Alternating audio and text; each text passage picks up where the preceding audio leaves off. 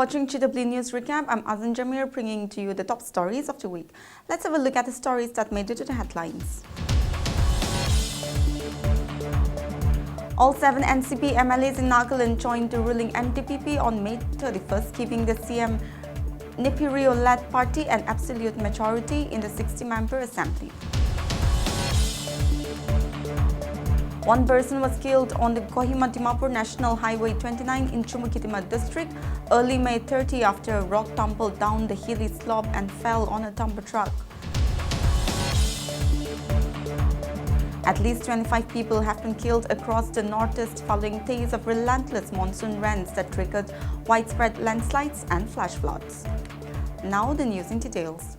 All 7 NCP MLAs in Nagaland joined the ruling NTPP on May 31st, giving the CM Nipirio-led party an absolute majority in the 60-member assembly. With this merger, the Nationalist Democratic Progressive Party's tally increased from 25 to 32. The NCP's Nagaland unit had sided with the Ajit Pawar-led faction after the party split. NCP emerged as the third largest party in the state in the 2023 assembly elections after the NTPP and its ally BJP, which won 12 seats. According to an order issued by Speaker Sharingai Lungkamer, the 7 MLAs presented themselves and submitted formal letters stating the decision to merge with the NTPP. These MLAs are Namri Injang of Tening, Victor Shohe of Atuize, Y. Monpe Moham Joy of Woka Town, Y. Mankao Konyak of Mondown, A. Pong Shipom of Longleng, P. Longon of Noklak, and S. Toy Hoyapto of Suruhoto. The NCP MLAs were supporting the NTPP-BJP government just like the other smaller parties, as there is no opposition in the State Assembly. Addressing a press conference, State Minister K.G. Kenya said the 7 NCP MLAs submitted the merger application to the Speaker, who has graciously accepted it. With this, the NTPP's strength in the 14th Nagaland Legislative Assembly rises from 25 to 32 members. He emphasized that the NTPP's increased strength will further reinforce the leadership of Chief Minister Rio and help the government to serve the people more effectively. On the possibility of a cabinet reshuffle, the minister said that prerogative lies solely with the CM. Kenya said that while the NCP is a national party, its broad-based agenda may not fully align with the state-centric needs of Nagaland. It may be reminded that apart from 32 NTPP and 12 BJP MLAs, the State Assembly has 5 NPP legislators, 2 members each of the LJB Ramvilas, Naga People's Front and RPI Atawale, a JDU MLA and 4 independents. In yet another rockfall incident at Bakla Bahar in New Chumukitima on NH29, a truck driver lost his life when a rock fell on his timber truck. The incident occurred at around 8 a.m. on May 30, killing the driver instantly. The cabin of the truck was also severely damaged. The deceased was identified as Abdul Salam Laskar. He was coming from Janapani to Chumukitima, was presently residing at New Shauba village in Newland district, but was originally from Dina Natpur village under Hailakandi district in Assam. His body was handed over to family members at the Chumukitima police station. Nagaland Deputy Chief Minister D.R. Ziliang, who is also the minister in charge of national highways in the state, expressed grief over the incident, assuring to urgently take up the matter with National Highways Infrastructure Development Corporation Limited.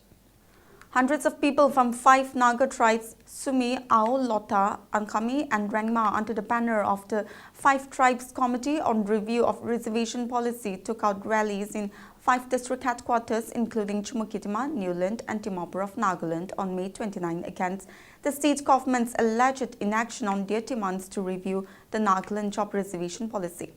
Defying the inclement weather, protesters scattered in Dimapur, Kohima, Mokokchung, Tsimanyu and Woka, demanding either a complete scrapping of the 48-year-old indefinite job quota for 7 backward tribes introduced in 1977 for an initial period of 10 years, or the exclusive reservation of the remaining unreserved quota for their 5 tribes.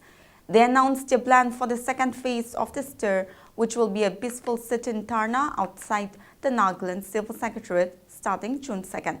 This will be followed by a total shutdown in all districts inhabited by the 5 tribes commencing on June 9th.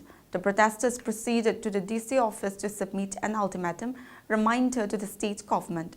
The memorandum addressed to the Chief Secretary reiterated that the 5 corps representing the apex bodies of the 5 tribes and Kami Public Organization, Ausundan, Lotahoho, Rengmahoho and Sumihoho had previously submitted a memorandum to CM Nipirio on September 30, 2024, followed by a 30-day ultimatum on April 26, 2025 to address their demands.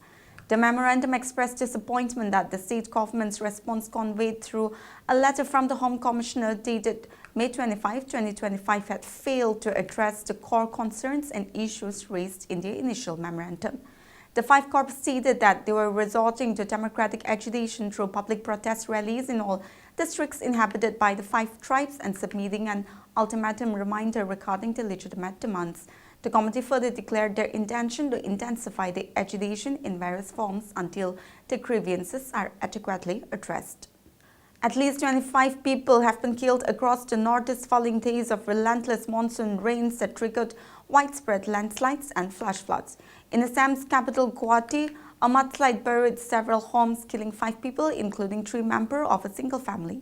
The incident occurred as heavy rains pounded the city, weakening the slopes and prompting fresh warnings from local authorities. Floods claimed 3 more lives, including 2 in Kolkata and 1 in Lakhimpur. Neighboring Arunachal Pradesh reported 7 deaths after a vehicle was swept away by the surging floodwaters. In a separate incident, 2 people drowned, bringing the state totals to 9. 8 deaths have been reported across Mizoram, Tripura and Meghalaya over the past 24 hours. Officials attributed the deaths to a combination of flash flooding and landslides caused by the unrelenting downpour. In Manipur, 3 days of relentless rainfall have brought daily life in the state capital Imphal to a standstill. Waterlogging has been reported from several parts of the city, prompting authorities to issue flood warnings and urge evacuation of residents, leaving alone the floodplains of the Imphal River. Nearly 1,500 tourists were stranded in the various parts of North Sikkim as the main road was blocked due to landslides triggered by insistent rains. 1 person was killed, 2 injured and 8 other persons went missing when a vehicle in which 11 tourists were traveling plunged into the Dista River in Mangam district earlier this week. Meanwhile, the Indian Meteorological Department has warned of continued heavy rainfall across the region in the coming days. It has issued red and orange alerts for part of Assam and issued orange and yellow alerts for the rest of the northeastern region.